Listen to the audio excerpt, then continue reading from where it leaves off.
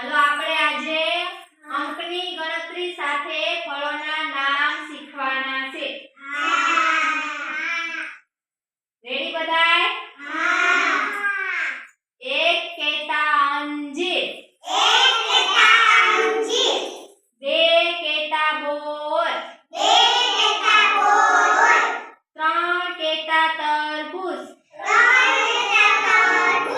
ચાર કેતા ચીકુ, પાંચ કેતા પપૈયું,